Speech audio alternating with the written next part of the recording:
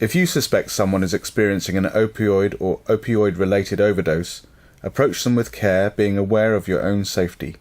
Watch out for things that might be regarded as a danger to you or the casualty, including injecting equipment such as needles and syringes. As you carefully approach the casualty, start to say their name, if you know it, with increasing volume, until you're almost shouting at them before you put your hands on them.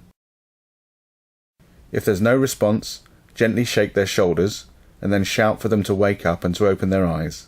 If there is still no response, ask or shout for help from anyone that's around.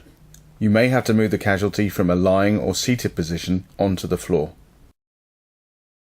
With the casualty lying on their back, open their mouth and check for any obvious signs of obstruction.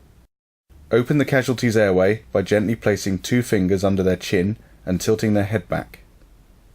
Place your ear above the casualty's mouth and listen for breathing, feeling for breath on your cheek. Look at their chest for a full 10 seconds to see if it rises and falls. If the casualty is breathing normally, you'll be able to detect 1 or 2 good breaths during the 10-second breathing assessment. Move them into the recovery position, lying on their side, with their mouth open pointing towards the ground. Open, assemble and administer a 0.4 ml prenoxad injection.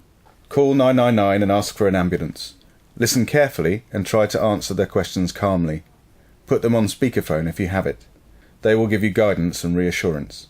Give further doses of prenoxad injection every 2 to 3 minutes until the ambulance arrives or until the patient regains consciousness. Try to give the ambulance crew as much information about the situation as possible and hand them the box containing the used prenoxad injection syringe so that they know you have given it to the casualty.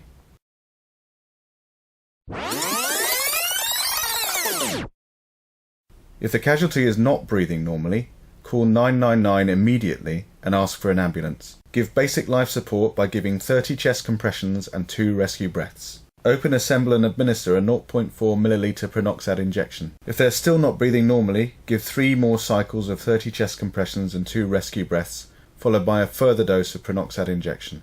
Repeat this as many times as necessary until the ambulance arrives or until the patient is breathing normally. If the patient begins breathing normally before the ambulance arrives, place them into the recovery position and stay with them. Tell the ambulance crew what has happened, what the casualty may have taken, and that you have administered prenoxad injection.